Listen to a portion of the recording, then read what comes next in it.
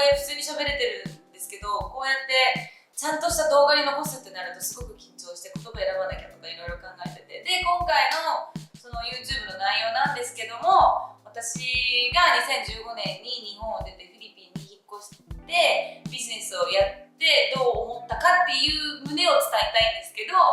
うまく伝えられるかすごく不安です。まずそのフィリピンに行って思ったのが、そもそもフィリピンマニラでビジネスやってたんですけど、行ったことなくて、セブン十何年前ぐらいに当時の V の子たちとセブンに遊びに行ったぐらいの思い出しかないので、ビジネスと思って何ができるんだろう、でも英語が喋れるから英語で何ができたらいいなっていう、最初はすごい軽いノリで行ったんですけど、行ってみたで結構なんていうの、日本人コミュニティっていうかジャパニーズコミュニティもあってしっかりしてるし、でビジネスもちゃんとしてるし、まず住むところとかそのビルとか何もかも結構綺麗ですっごいそのイメージは変わって、なんかやっぱり後進国だし、その十何年前に行った時のイメージが最後だったので、あまり良くないというかちょっと怖いイメージがあったんですけど、全然そんなことないし、日本もどの国も一緒なんですけど、ちょっと裏行ったらゲトっていうのはあったけど、それ以外だったら全然ここ住みやすいと思って、夏だし南国だし、でそれでラウンジをやってみないかっていうオファーがあって、1店舗目のラウンジをもともとクラブだったところを壊してラウンジ3階建て2階建てか122だ B1、2 と作ってもらって、そこを置かせてもらって、で2年経たないうちに2店舗目をリゾートワールドっていう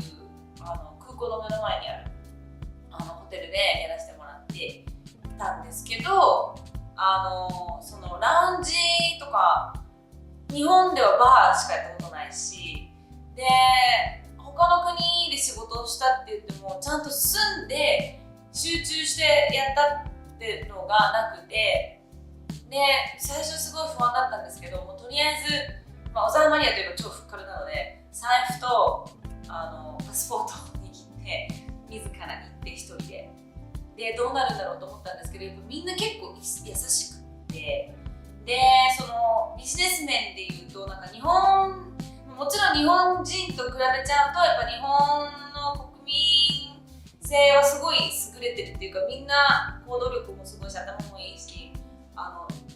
ちょっとランク落ちちゃうんですけど、それなりにすごいいいことがあって、みんななんて言うんだろ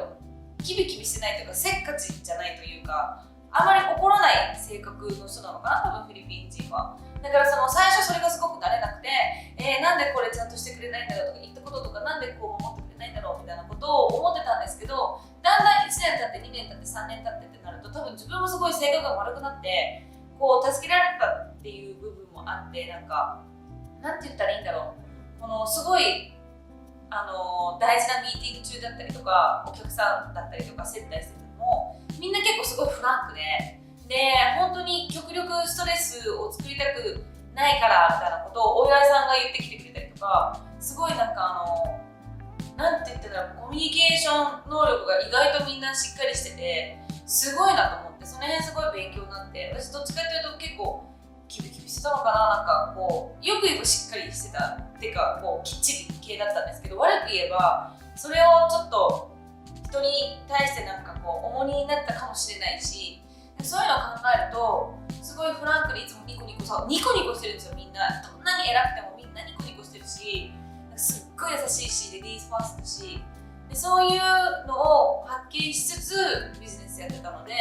すごいやりやすかったっていうか、なんかこう染まってしまえばもうなんか逆に抜け出せないというか、癖になるというかで、なんか女の子たちとかもこれあくまでも私の意見なんですけど、やっぱ日本でバーやったりとかラウンジだったりとか、その夜のお店をやってたりとかすると、ライバルだったりとか陰口だったりとかいじめとかがすごい多いんですよ。なんだけどフィリピンでそういうのが一切なくて、女の子同士もみんなファミリーみたいな感じで、やっぱりビジネス大事だけどファミリーの方が大事なので、その優先順位が日本ってちょっと逆で、日本ってビジネスで家族、ビジネスなんか家族って感じじゃないですか。でもフィリピンだともう絶対ナンバーワン家族なので、ビジネスが来るので、やっぱ考え方とかみんなすごい柔らかいというか、本当に極力どう人にストレスを与えないでできるかとか、そういうのをすごい勉強になって、であとなんだろう、なんかその女の子の話に戻りますけど、みんなすごいいっつもニコニコしてるし、で酔ってちょっと血は喧嘩とはあるけど、そんなのも国関係なくみんなそうだと思うし、そういうの見てて、いいなって思って、こういう環境で働けるのってもしかしたらすごいラッキーなのかもって思ったし、で気づいたら6年経ってて、で周りの人たちとかもなんかタガログを教えてくれたりとか、フィリピンの良さとかいろんなビジネスでもなんて言ったらいいんだろう、みんなカンパニーアウティングって言って社員旅行っていうのかながすごい多くて、そうやってやっぱみんなで行動する、みんなと仲良くなりたい、で仲良くなってその人を知って、その人もファミリーになるみたいな感じがあったので、そういう温かさが私にはすごい欠けてたから、そういう面ではすごいやりやすかったなっていうのもあって、すごい勉強になったし、でなんて言ったらいいんだろう、私のボスたちとかもみんななんかなんだろう、パートナーたちみんな男性なんですけど、結構年上だしなんですけども、一緒になって考えてくれたりとか、ミーティングとかも絶対呼んでくれたりとか、なんかこう女だからっていうのがなくて、女だからこそあなたの意見が欲しいとか、そういうすごいいい感じに受け取ってくれたりとか、すごいスペシャルな気持ちにさせてくれるような現場にいたので、すごい私は居心地よかったかなっていうのもあって、だから今回コロナとかがあって、去年の4月に日本に帰ってきてもう丸1年経つんですけど、今でもやっぱフィリピン恋しいなって思ったりとか、フィリピンにいた仲間たちとか仕事のメンバーたちとかパートナーたち元気かなとか思ったり、もし戻れるんであれば1回は戻りたいなと思ってて、なんですけどやっぱりいろいろ大変で、でも日本に帰ってたら日本もいいしなとか、なんかすごい今ね結構悩んでて、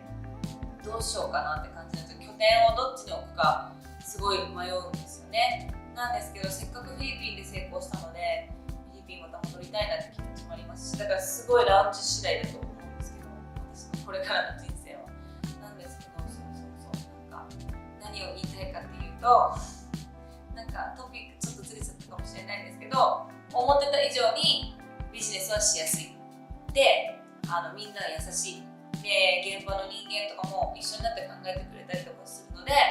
もしフィリピンに行こうかなとか悩んでるんだったら、私はおすすめします。で、セブもそうですし、マニラもそうですし、結構日本人、さっきも言いましたけど、日本人のそのコミュニティがあるので、なんかでも英語圏に一人で行くの怖いって思うかもしれないですけど、全然そんなことないですし、もういっぱいいるので、そういう一緒にビジネスやってるとか、もう向こうに移住して何十年みたいな方々とかもいるので、そこからも勉強できますし、すぐ仲間できたし、私もなのでおすすめなので、皆さんぜひ行く機会があったらフィリピンに行ってビジネスをしてみてください。以上私のフィリピンへのビジネスの思いでした。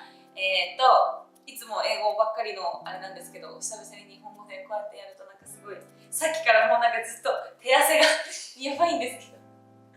もっと日本語でいろいろとアップできたらなって思ってるので、皆さん YouTube はこまめにチェックしてください。